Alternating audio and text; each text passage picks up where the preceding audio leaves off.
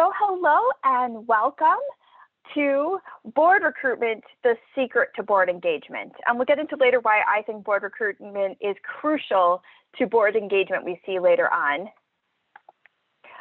I am Elizabeth Finlayson. I am the nonprofit coach, CEO and lead coach of the nonprofit coach. My mission, my personal mission, is to create a fairer, more equitable and inclusive world filled with empathy and beauty. My team and I do this by supporting our nonprofit clients with strategic planning, fundraising, training, and support.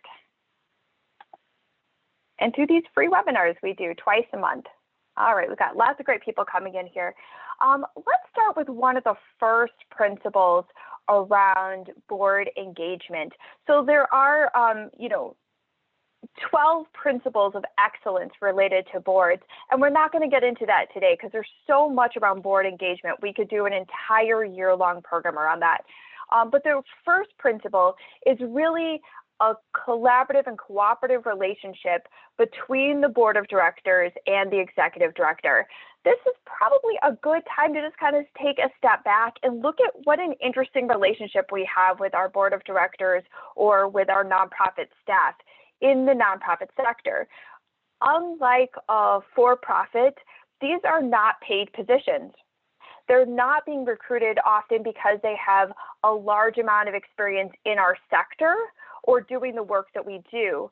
They've hopefully come on because they care about what we're doing. And we're in this interesting position where they're in the hierarchy above the nonprofit staff without often the experience or expertise, but then from the staff side, we're often having to lead and guide them.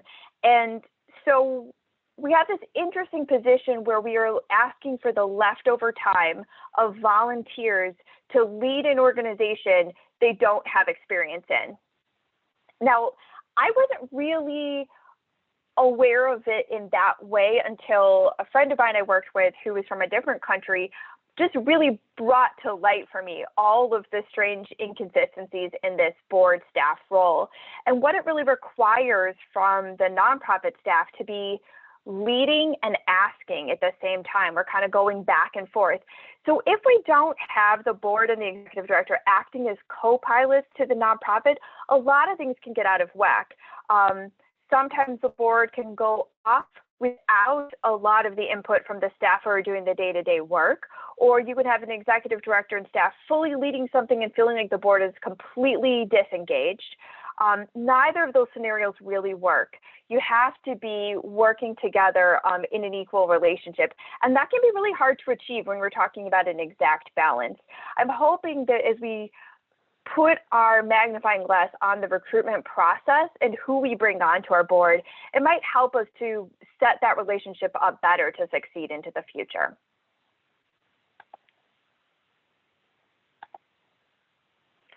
So I'm just going to do a very quick overview on the role of the board of directors, and these kind of four core areas is really just governance and compliance. So are we following the law? Are we making sure that the organization is doing what it's supposed to? The mission and the vision is, does the organization have a mission and vision that makes sense, that speaks to other people and speaks to the work that is being done in the nonprofit? And every few years is a good time to check in on that. I wouldn't want a board that's constantly rewriting the mission or an organization that's doing that. That would make me feel that we haven't quite figured out exactly what we're doing. On the other hand, if the staff is continually bringing up new programs, the board can be looking and seeing, do those programs match with that mission and vision? If they do, it's not a problem. But their job is to kind of be checking that high level oversight. The other thing is HR. So we've talked about how the board of directors is technically above the nonprofit staff and executive director. And so they're there to support the executive director. They're there to hire the executive director. They're there to evaluate the executive director. I think a lot of executive directors are either relieved when some of those things are not happening, but also don't feel supported when they're not given the training they need to grow in their roles. Most of us go into the executive director roles. We have some relevant experience. Maybe we've come up through programs or we've come up through fundraising, but we don't have all of the suite of skills. And that's where the board can really be assisting the executive director to grow. And then finally, this fourth area around finance. This is where our boards spend a lot of our time talking, and this is often where that point of frustration can be. It is imperative that the board of directors, that they actually understand what the financial situation of their nonprofit is. I've seen where board members don't fully comprehend that, and it's a releasing of that fiduciary responsibility the board of directors have. But then, of course, we have to be ensuring that the finances are being replenished and that the organization has enough dollars. That is a shared responsibility of the board and the staff, and it tends to rely more on the staff in the way we run our nonprofits, but it really needs to be very much in the hands of the board of directors as well. So we'll talk more about that, but I'm going to just stop and see if anyone has any questions or thoughts or concerns.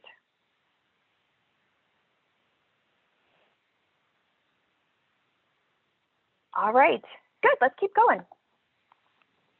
So when we're talking about board and board recruitment, sometimes we're often looking from the staff side of a place of frustration, of feeling that our board of directors are maybe not doing what we would like them to be doing. But I think it's really important for us to take a step back and make sure we're framing the board experience as something that people would actually want to be part of. So I'm going to stop now and ask people on this call to really jump in and say, why do they think people join a board? Why would you want to join a board?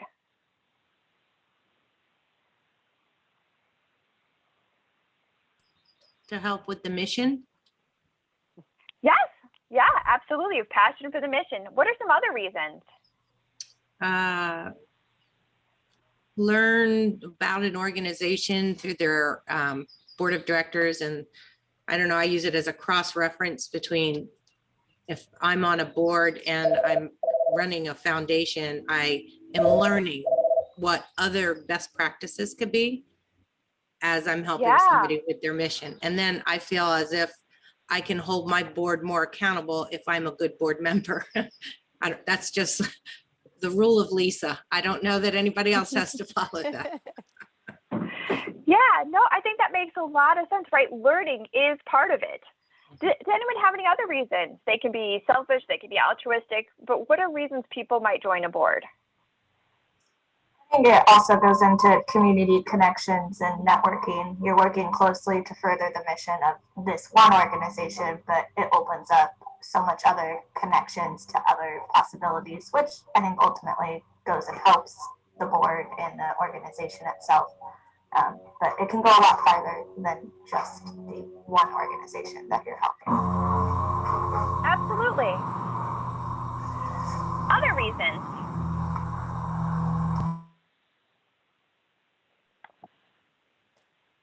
I just was thinking actually of exactly what Lisa said, but I'll restate it so it's out there more. It's that passion for the mission and what the organization is all about, and finding that way to help in that area. And yeah, definitely for me about learning. Yeah. So there are a lot of different reasons, but I'm hoping passion is a big part of it. I'm hoping there's a commitment to the mission, and we'll talk later about looking at that as we look at our people who are joining the board. People are looking to expand their leadership.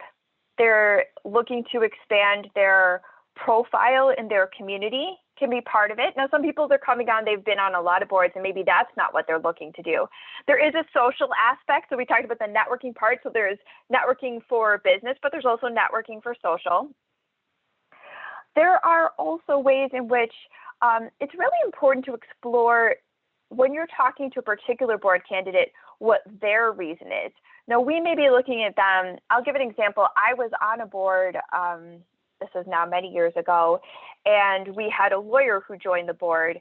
We wanted him because he was a lawyer, but he was actually there because it was an arts organization, and he had a desire to participate in the arts. So that's the kind of thing, if you don't explore and find out, you might find that you're constantly putting someone on committee that they're not interested in being in, or doing projects they're not interested in, and not really speaking to why they're there is another reason. We want it to be fun sometimes. can be why someone's on a board, and there's different versions of fun. It doesn't always mean it's a party. But I would also just put out there that people want to be part of something bigger than themselves, and they want to rise up to their best selves. And that can look a lot of different ways. But one of the things I would really suggest that would stop some of the nonprofit traps that happen, particularly when they come to working with volunteers or board members, is creating high expectations for people to live into.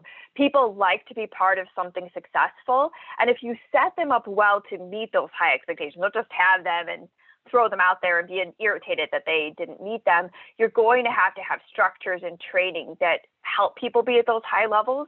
But if you have high expectations, they are going to be proud to be part of it. They're going to be more willing to talk about their board experience with others and more likely to recruit valuable people to join. And so basically, at the core is that they see a value for themselves and for their community, but you have to create that experience for them. So great answers, guys. Thank you. So this is something I got from Board Source, but I think it's really helpful in highlighting some of the things we're looking for in the board recruitment process. So we've talked about passion, right? They're curious about learning about issues, right? I think that's part of what Lisa was getting at as well. They want to develop themselves further. We've talked about that. Their professional and their social circles. But we want to look at, they understand their roles and responsibilities, right? We just touched on a little fingernails worth of that at the beginning of this, right? But there's a lot more that's to that.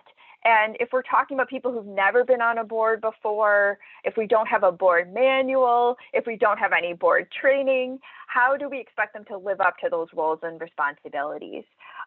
We want to find out if they're comfortable making a personal contribution, if they're comfortable asking others to make a contribution. I thought this was interesting. You have autonomy in your schedule to accommodate board and committee meetings.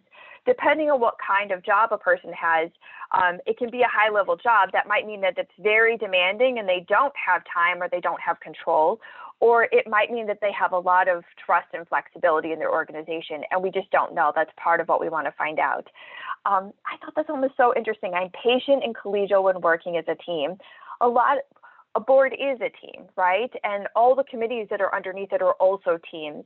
I have worked with really great board members who did more than fulfill their board responsibilities, but were actually really challenging to work with and made it hard for other board members to speak up, or were challenging the staff around things that were not helpful.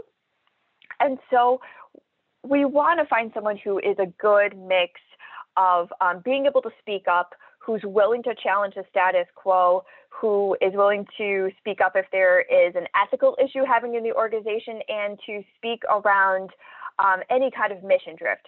But we also want to make sure that if they lose the vote, they're able to keep working with people and to move on from there. So finding that right balance, or to speak challenging things in a respectful manner, right? So again, a balance. And ready to commit the necessary time to be a board member. So this board readiness quiz is a quiz that board members can ask themselves, but it's something that we can be looking at as a checklist.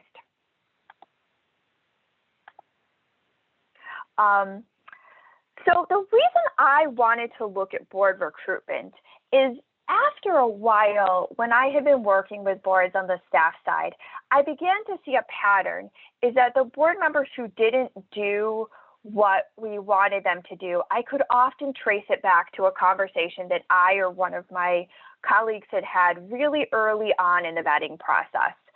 And I want to ask anyone if they can look back at their recruiting process and take a moment and think about board members that you've worked with, and think about a time that a board member really was consistently not living up to the expectations of the board.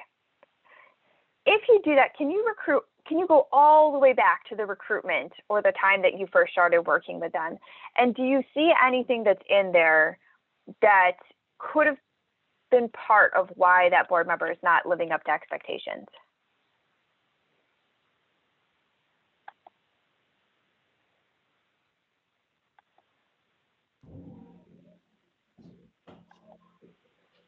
Elizabeth, did you want us to share out on that? Yeah, go right ahead. Okay. I can think about a time actually right when I was coming on and at that time I was coming on as an administrator. Just for everyone's knowledge, I work for a private school. And so at the time that I was coming on as new administrator, a new board member was coming on as well. And she had gotten on the board, and when I learned of her reason of why did she get on it, I just said, what brought you onto the board? And she had said, because the president, one of the founders at that time, had just asked her to. She does love education. She had a passion for education, but she was not really committed, missed a lot of meetings, just would take on tasks, but not deliver on the task, and if she did deliver on the task, there was not a lot of follow-up. And for me, I just kept going back to her reason of, well, you kind of really only got on because you highly respect this individual who was also her pastor, and you just got on because of an ask. It did not, really speak to her dedication, nor do we see that through her actions. Again, was very much absence from things, and then even when present, did not have a whole lot to contribute. And then had he even had a lot of resources. And when those resources became known, we would even question silently, why wouldn't you have submitted our organization for this opportunity? Or why wouldn't you have gone on our behalf to advocate and things like that? And again, I just go back to her reason why. Really, she was just sitting on the board because she respected the individual that was asking her to be a part, but definitely was not, invested in it and not dedicated to the work. Yeah, thank you for sharing that story. I think that is a perfect example.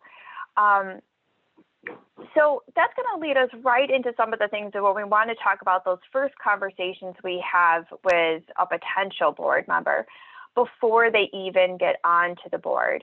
And I think I certainly have a favorite of these coming up through fundraising, but I think there's versions of these, right? Like, I don't fundraise, but, can I still be on the board? Or, well, I just won't be able to make those meetings. Or, I don't give, but my company does. And some of those can be really, really seductive. And I want to kind of pull them apart for a reason of why we would say yes. So for the one of I don't fundraise, can I still be on the board? I think there's a few reasons I know that I have said yes to this question. One is it is socially awkward, right? Usually by the time I am sitting down with a potential board member, right, we're all wearing our best outfits and we're sitting in the best place that we think is going to make us all look the best.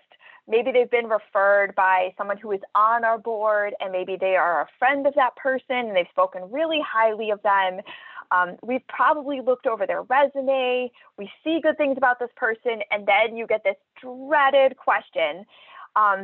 It makes me think that before we sat down and had that dreaded question, I could have set expectations that would allow them to say yes or no, even before we get to that part.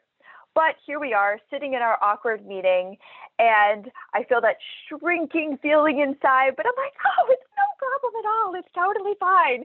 And inside I'm like, oh God, oh no. So I think that's one of the reasons that's there.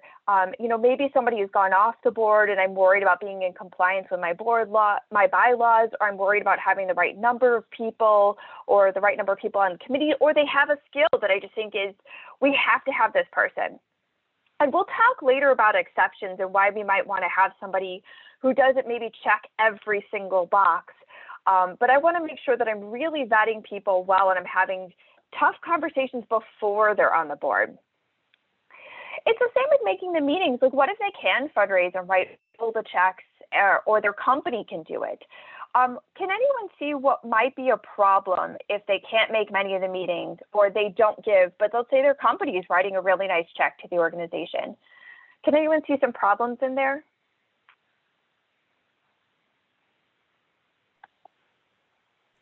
Well, there's no personal commitment. Thank you. Yes, there's no personal commitment, right? I also think too, legally from the fiduciary perspective, if they're not coming to many meetings, I would want to push into that a little bit more and find out, well, Are you able to come, say, over Zoom, even if you're going to be in a different state on, every other Thursday, or what those things are? I would want to find out, are they going to be reading all of the financial documents? One thing, being outside of Chicago, there was an organization that was over 100 years old, and it had made a really big difference to several social movements in our country. And it ended up going down, and people looked back and they looked at that board and they said, what happened that this board was not able to take something that was a well-known brand and to allow that organization to flourish? And I don't know. I wasn't part of those conversations. I don't know what exactly happened, but they have a fiduciary responsibility to the well-being of that organization. And so my concern is, if someone's not coming to meetings, how do they know the organization is doing well, is doing what it's supposed to, and meeting even the basics of those governance and compliance standards?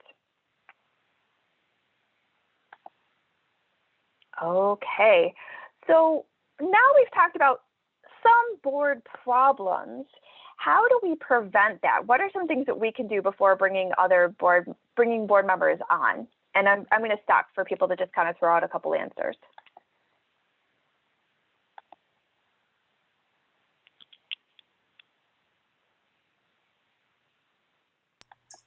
I'd say going back to the passion part of it and the individual actually wanting to be on it.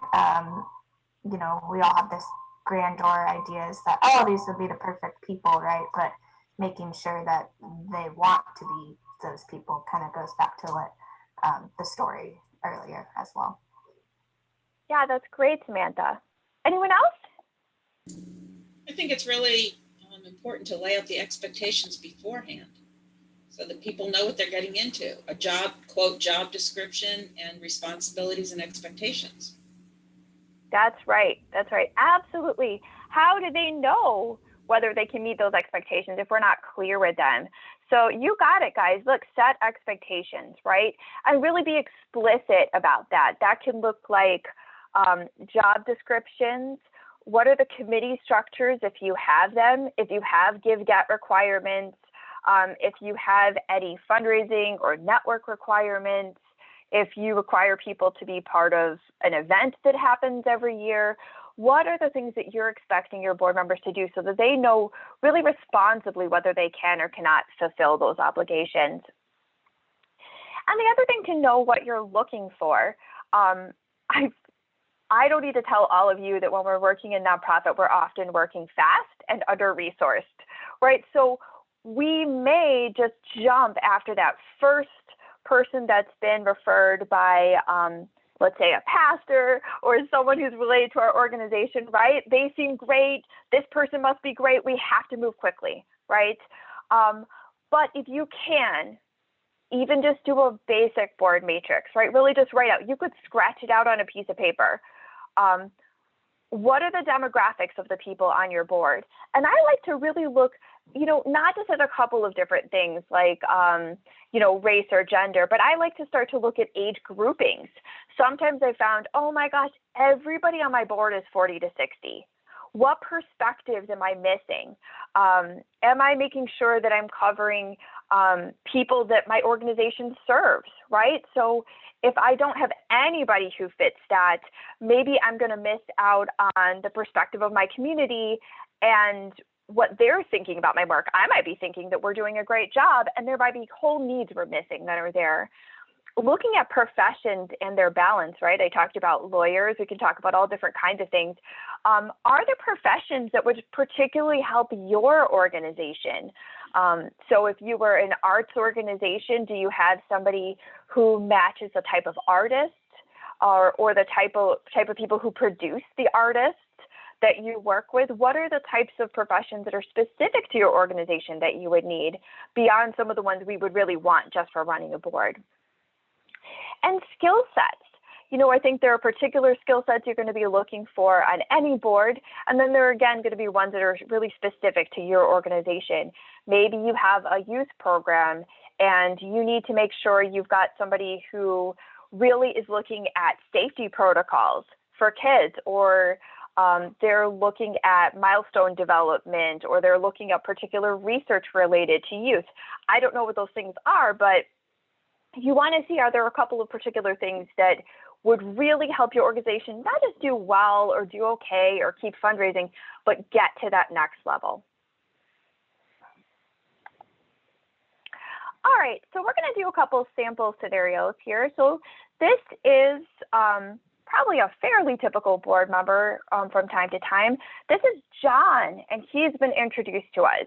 I'm going to ask somebody just kind of read a couple of the bullets about John, and I'm going to ask the group to figure out if they want to recruit him for their board.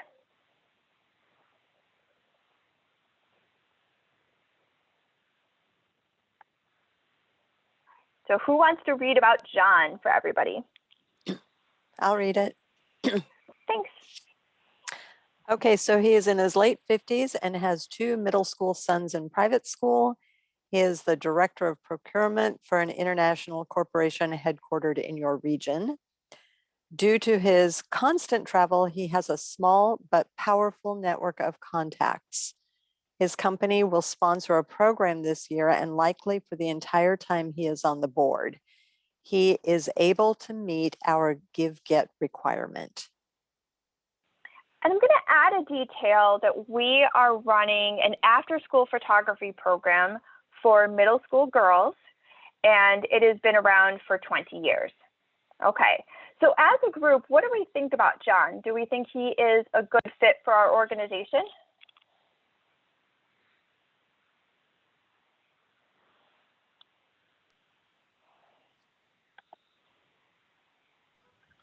I'll chime in. I in a minute, but you know, it seems like I'm not participating, but that's because I've got a board that's been with me since we started the organization, African American Office of Gay Concerns, like 20 years ago. So I've had the same people. Some have gone, and I'm like maybe 5 members. So if I wanted to be on my board, I'd grab him in a minute. So that's my opinion. Okay, and what about John makes him seem like a good contribution to your organization? Well, the fact that he's able to meet the get requirement. Now, we let our board years ago, many years ago, like maybe 10 years ago, they're not giving or getting. So, because he's able to do that, I'm fine. Okay. So for you, you feel like he would be a step up for your organization. What are some other thoughts? And there isn't a right or wrong answer. I really just wanted us to put this in like a little bit of the real world. Elizabeth, did you say the organization was for, can you repeat that, what the organization is? Sure. Our organization is an after-school program for middle school girls. It does photography, and it's been around for 20 years. So the only thing I guess I would know off the top is that he has sons. Now, that might not matter for the mission a ton, but right, we did talk about the connection and having the people that you serve connected and involved. So, that's something, but like earlier, the give-get, it's hard to just pass that up. Yeah, it's a good question, Samantha. So we don't have a right or wrong here. We do know his sons are in middle school, so maybe that would help. But we know they're sons and not daughters, right? So at this moment, we don't yet know, with the information that's presented here, how good a fit he is. Jenny, were you going to say something? I was going to say, I think he has a lot of good things going for him. His company sponsoring a program would be really valuable. He looks like, a skilled professional based on his job. But the thing that stands out to me is the constant travel. So he's got great contacts, but if he's traveling all the time, how much energy and focus will he have for our organization? Yeah, it's a good question. And it doesn't mean he won't have energy and focus, but it doesn't mean he does, right? So I think there's a couple things here, right? We need to dig in a little bit deeper. Any other thoughts or questions about John? Any other potential red flags, things that you would want to look into if he was a potential board member for you? I don't see here why he wants to join this board. Yeah, we don't know why. We know nothing about it. Tanisha? I think too, also, you know, when you have boards, you also have subcommittees, right? And so while he may not be the best fit to come on as board of directors, could he be a committee member? Could he be someone that we connect with, you know, different events and initiatives that may be more fitting to where we could get the most out of him, right? Where we can maximize his potential within the midst of all of the traveling and the restricted schedules and things of that sort. And maybe even to the possible lack of knowledge around the programming, but he might just be more of a better fit for a committee versus an actual board member. That's right. And you could test him out, right? You could kind of see on committee whether he meets his commitments before you throw him on. And it'd be interesting to see whether the company would still sponsor if he was on a committee versus on the board. Yeah, you know, no right or wrong, but I think just things to look into, right? Because what would we normally do? We would just say, yay, a warm body, a good job, he's got a profile, he's got dollars, phew, right? And then we're like, John never makes the meetings. John doesn't return my emails. John doesn't do this. John doesn't do that, right? Okay.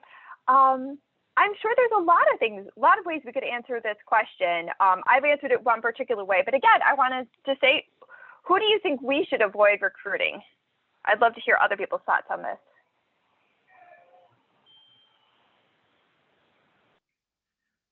I won't recruit I won't recruit an individual if they are committed to probably 2 or more boards already.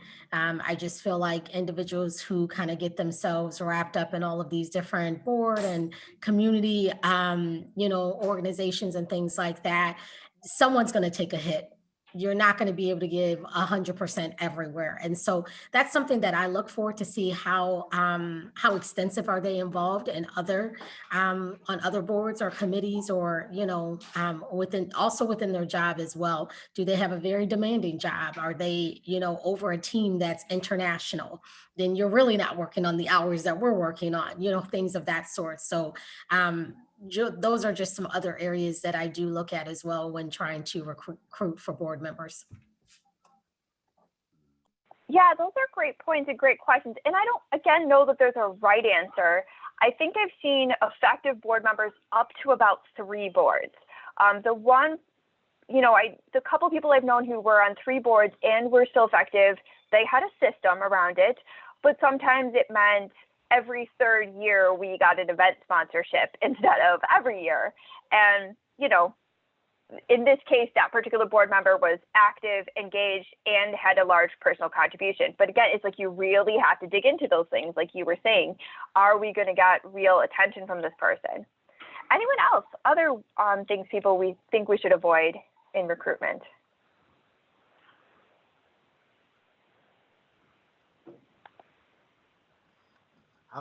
Family members. Family members, yes. Oh, yes. In fact, that is such a good setup for my next slide. Okay. Clicks is my answer. On Wednesdays, we rewrite your bylaws. And people tend not to talk publicly when there are major board problems, but I have had whispered to me some pretty horrific stories. And I think, again, these are situations that come with recruitment. So I will talk about a couple of the scenarios where I've seen clicks happen. One usually happens when there's somebody on the board who has an oversized amount of power to begin with. Maybe they've formed a clique already with a few members on the board and have a large amount of influence, and the other members aren't willing to speak up to them.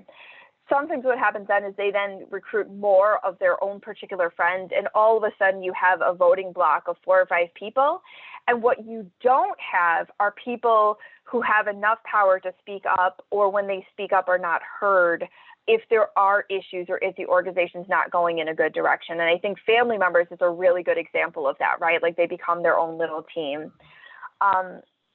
Another way that I have seen a click happen was quite unintentional, actually, and I don't know that they would have anticipated, they didn't anticipate this, but what happened was they allowed a lot of people come on at the same time.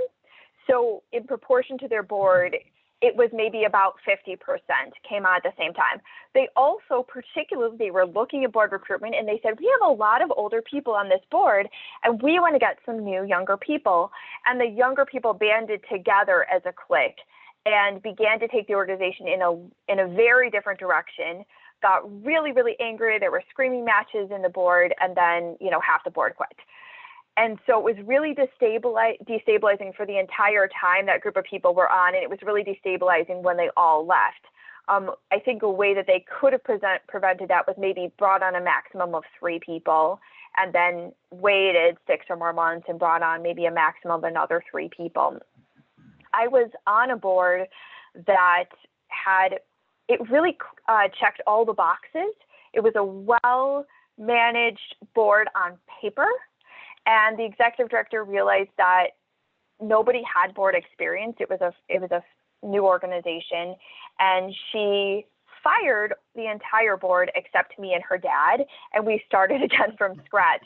And what happened with that is she just decided that I wouldn't recommend any of this, but what she realized was that it would be better to have a couple of people who worked well and build from there than to have a lot of bodies. And that was what she had in the first scenario. I would have taken a more measured approach. But I think those are examples of where board problems happen and how you can prevent them. Okay, so give-get policies. They came in as a trend. They might be waning a little bit as a trend.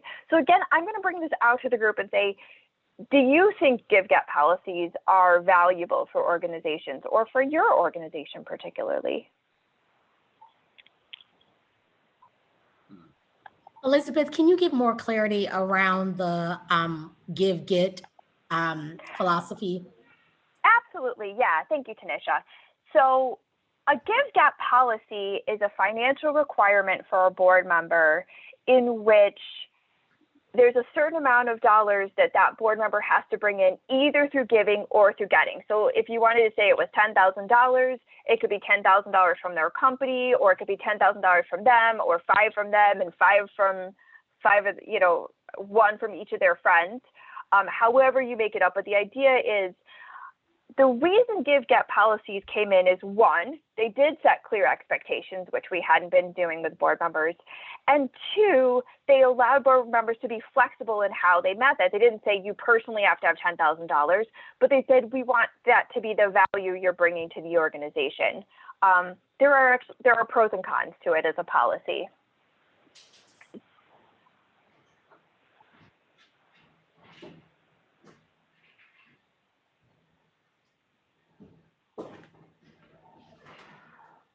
Is anyone using a give-get policy in their organization now?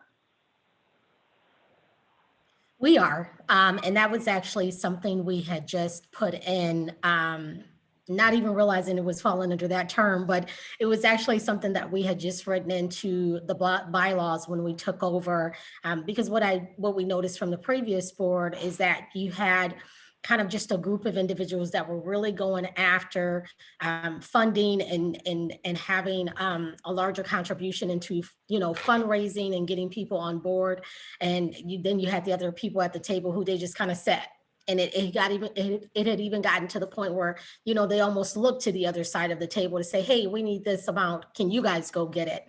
And so I just felt like it brought such a great divide amongst us. And so this time around, we actually wrote it in that, however you decide to get it, you can give it, you can get it, fundraise it however you want. But it is a requirement for all board members. And then we also have a board member dues as well. And that's just a one-time due that is paid once someone comes onto the board. So I have a question about that, Tanisha. So the dues, do they count towards that full give-get, or are they completely separate? They're completely separate because they are actually given towards administration fees for the school. Okay. Yep. Okay. And that could be professional development for the board members. That, you know, could be for anything, but they are counted separately. Okay. So a couple things I would say about the give-get policy. So I am pro give-get policy where it comes to setting expectations and pro fundraising. A couple of things that I would say in there are that, one, I absolutely want to make sure that every board member is contributing in some way that is a stretch for them. So if your company is giving thousands and thousands of dollars, but you give absolutely nothing to the organization, I do think it's a problem as a board member. So that is one of the things that I just want to make sure that that's part of that gift policy, that there's something in there that the board member is making a gift that is an example of their personal commitment to the organization. So that's one thing. The other thing is, as we began to look back at boards and we've started to look at what is their function and who are the people sitting around a table and making decisions about how we are using our tax exempt status, how we are making a difference in the places that we're serving, one of the things that we're also looking at is that our boards are not always reflective of the communities that we are serving.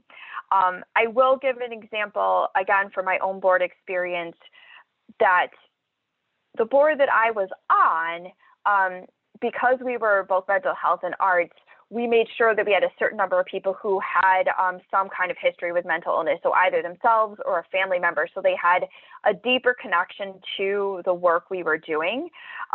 One of the most meaningful moments I had on a board was when there was a man, and he had a mental illness, and he also was in Section 8 housing. He was on public assistance. And he made a financial contribution of, I think it was something like $5 or $10 to the organization. And it was so meaningful. Many of us actually ended up crying in the board meeting because he was giving what was a stretch gift for him. And I think it's really important that we're making sure that we have people sitting around our tables and making decisions who are the people who are affected by the work that we're doing.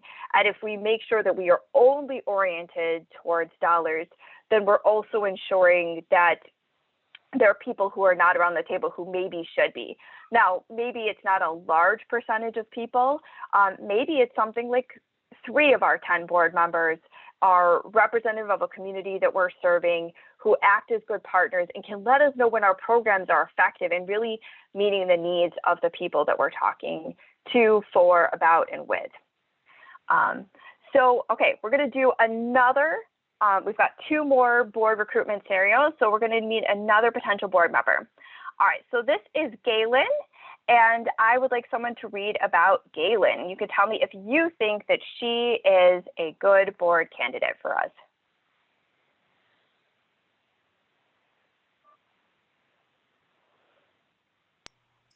I can read if you guys can hear me okay. Yeah. Okay. She is in her early 30s. She does photography and digital marketing for local clothing stores started by her friend. She has a large network of friends and is incredibly passionate about our organization. 2 of her friends' daughters have joined the program. She came up through our after-school photography program and is a mentor to 2 girls in the program today. She is not yet able to meet our give-get requirement. Okay. And what do we think about Galen? Do we think she is a good fit? Do we think she is not a good fit? Do we think she could fit? What are our different pros and cons for having Galen on our board?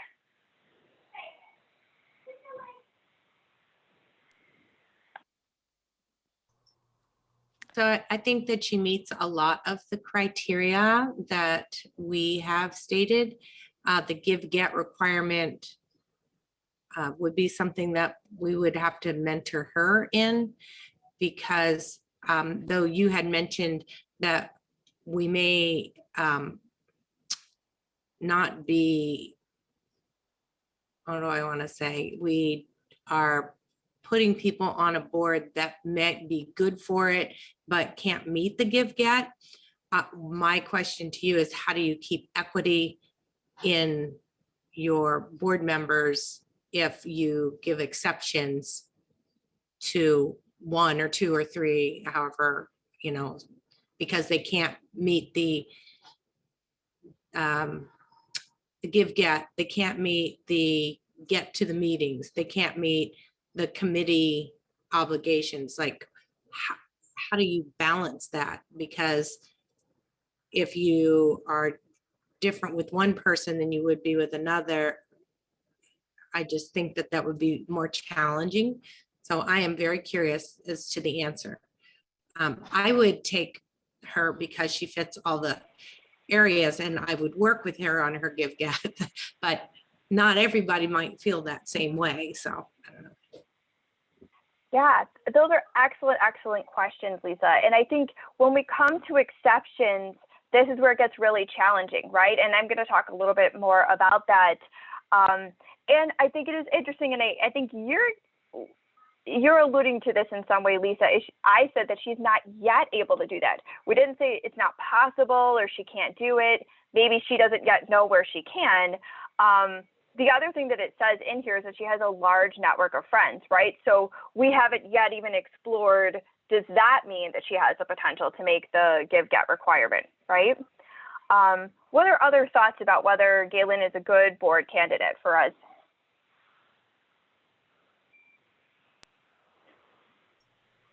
Are we still in the photography? Yes, you're Okay. still in our middle school photography nonprofit.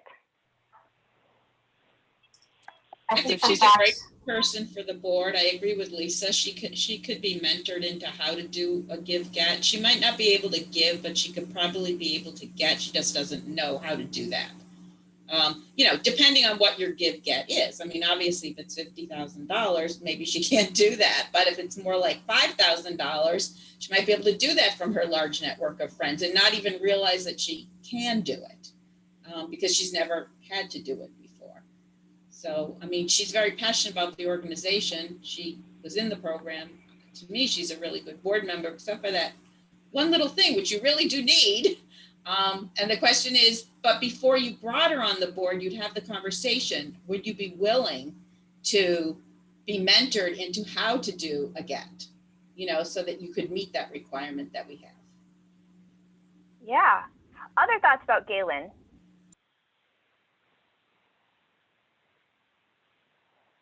I was just going to say the fact that she came through the program gives her a very unique point of view that I'm sure a lot of other board members don't have, which brings a lot to how you can improve it, how you can expand it, how you can, you know, bring more people in, having that firsthand knowledge.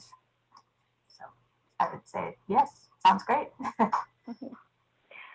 Yeah, and I'm going to bring up a couple of other things here. So one of the things, she's a little bit younger, right? So we don't know whether she's on a trajectory where it might make sense for her to be on the board maybe in a few years, or we might have done our board composition and said, we need some people who are younger. The other thing, I think, with her connection to the organization, I think the passion is there, right? Like that part is easy, but she came up through the program herself, so she has a unique perspective from that way. And she also has friends whose daughters are in the program right now.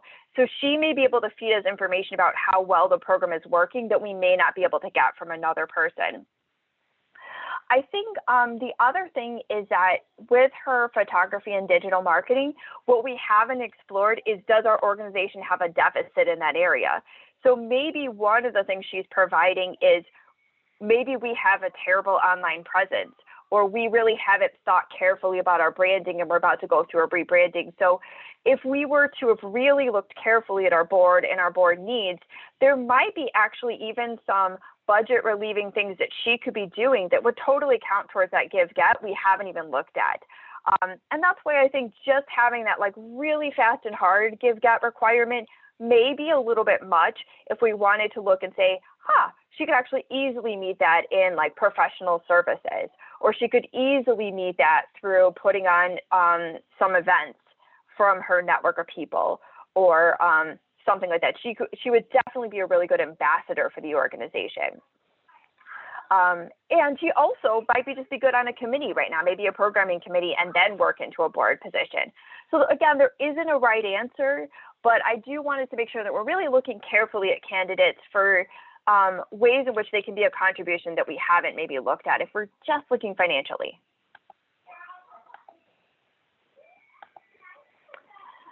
Okay, so how do I know if someone is a good candidate? There's probably, a lot of different ways that we could be finding these out, but there's some questions that we can ask ourselves. So we just talked about this with Galen, is do they need a need? Is there something in there that we need? If we have tons and tons of people on our board with marketing and digital experience, we might just say, no, that's not something really important for our organization. I really like, once I start doing those board matrices, to look and say, does this person fulfill more than one function on the board? Are they balancing us out in gender? Are they balancing us out in age? Are they balancing us out in skills? Are they balancing us out in network? I definitely know of organizations that are looking and they're saying, wow, we and everybody related to us is so old, and we're going to be retiring, or our group is starting to pass on.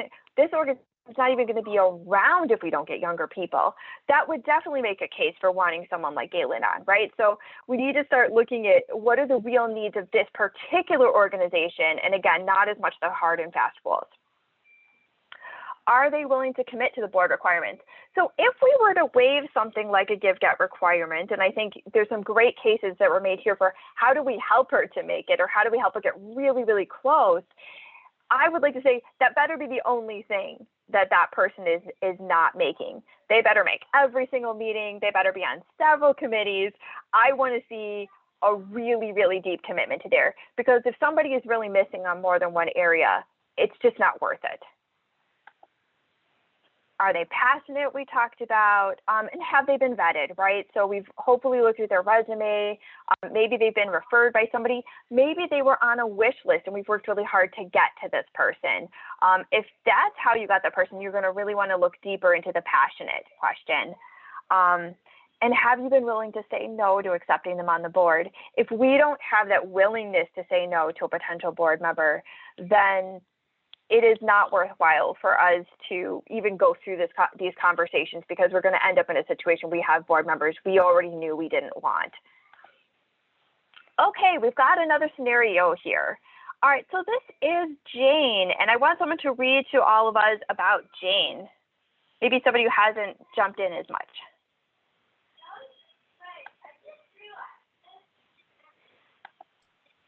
I can read it. Sure, go right ahead. She is in her late 50s and has 2 adult sons. She runs a consulting firm on 2 coasts. She has begun to take a step back from running the day-to-day operations of her company. She is passionate about our after-school photography program. She is able to meet our give-get requirement. All right, so what do we think about Jane?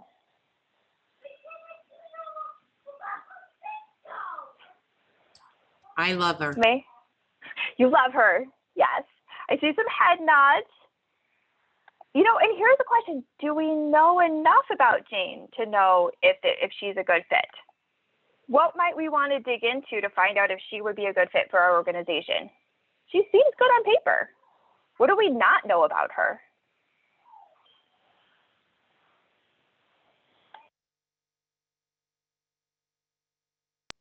Well, even though back from some of the things she's doing, she still has, offices on 2 coasts. So she's got to be, doing everything virtually. She's got to be away from the city at least 1 year. I like the fact that she's stepping back, but she might try to control your little agency. She's getting away from her agency. I question Jane. I would question Jane. I think those are great questions, right? So we know she runs a consulting firm on 2 coasts. So that presumes some sort of travel. And yes, we are in this virtual environment, but we don't know at the moment what that means. And you are so right. She's begun to take a step back. Does that look like in 6 months she'll have taken a step back? Is she going to take a step back, freak out, and get back in? And I didn't even think of that, Gary, but you're right. She might decide that you are her new kingdom, that she's going to run really well, right? So, and that might be fantastic, But again, we want that co-pilot relationship, not, you know, a takeover and not somebody who doesn't do anything, right? Any other questions that we haven't asked about Jane? What skills is she bringing to the board? What is her purpose on the board? Yeah, we know she consults, but what does she consult in? And do we have a board of 12 consultants already? I was once on the staff side and I was working with our board, and they had a diverse set of skills. You know, we had an architect and we had somebody who worked at a bank, and we had all these different people. And all of a sudden I realized that almost every single person on our board ran their own business. And what that meant is nobody really had access to corporate support. So we had the one person who worked at the bank, he had access to corporate support. And everybody else, they were able to meet a lot of other requirements, but we had no one really able to open doors in that area. And that was an area we wanted to grow. So it was the kind of thing, it's like on paper, again, everybody looked great. It was a nice diversity of skills and professions, you know, but that was an area where we could have maybe tilted a different direction. And so you're right to ask, what are these consulting skills that she's bringing? What committees might she want to be on? Where does she see that she could be contributing to the organization? All right. So let's move forward. So I'm just going to just leave you and say that these webinars I do for free because I love the sector and because I want everybody to have access to good quality consulting, coaching, and information that our small nonprofits are crucial to having a functioning world, a functioning society, and functioning communities. And I also have paid services. So if people are interested on one-on-one coaching packages, those are great. We have an online grant writing course on the website by international grant writer Barry Benson. We do a virtual events management, major diff trainings, board trainings, etc. But I also want to say, as part of these webinars, we've just started a quarterly executive director support session. These will not be recorded and on the web. They're a time for you to get with your other executive directors and complain, cry, exhilarate, cheer each other on, and to help each other as much as we can. So that'll be something that is new. And you can find past webinars either on the website or at YouTube. So with that, I just want to ask if people have other questions or things they want to share with the group.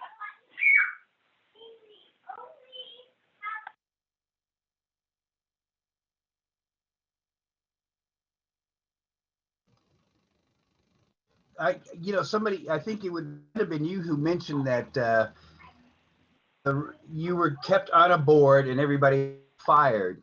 Yeah, I only got like people who are name only on my board. I can't fire them. I mean,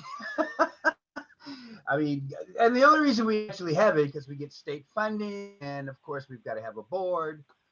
But I'm scratching my head on how I can like really make this board, responsibility for this organization, even though several members are founding members, founding fathers, but they work for either not for profit or a couple of people have retired now. So what am I going to do to build up a board? Yeah, okay. Well, we're at time, but I'm going to stay on and just give a couple of free tips for people. So yeah, what do we do with those non-performing board members? So one of the things we do is we love the ones who do things and we just work extra with them rather than banging our head against the wall. That's one thing I learned from a mentor, and I was like, oh, I don't have to be frustrated all the time? Okay. But the second thing is we start to put in structures around these non-performing board members. So it might be a good time to look at term limits if you don't have that already. A really well-functioning board has some kind of restriction to how long someone can be on. They can cycle off and cycle back on again. But if you always have the same people, it can really get dead. The other thing is, as you begin to change these expectations and to provide trainings for your board, making sure you're bringing on new blood will make a difference. When you bring new board members onto your board, people sit up a little straighter. They make sure that they're finishing their committee assignment because they want to look good for those new people. Mm-hmm. And what was the other thing I was going to say about those new people? I tell my new people when they're coming onto a board that isn't as functional as they would like it to be, I let them know what my expectation is and where we're going. And I also let them know that there's a lot of people still on the board functioning under the old rules. And I say, I want you to be part of this new vision and what we're creating, and it's going to take a while. So what that stops is for people to sinking down into those lower expectations and saying, well, they told me I have to do this, but nobody else is. I want them to see that gap and say, okay, those are the people that are going, and I'm part of the new guard. And that's one of the things that'll create that new level of expectation. Yeah, you're welcome. Anyone else before we sign off? All right, well, thank you so much, all of you, for joining in today, and thank you for contributing to each other. It always makes for a more meaningful conversation. I love each of you, and feel free to get in touch if you need anything. Bye. Bye, thank you.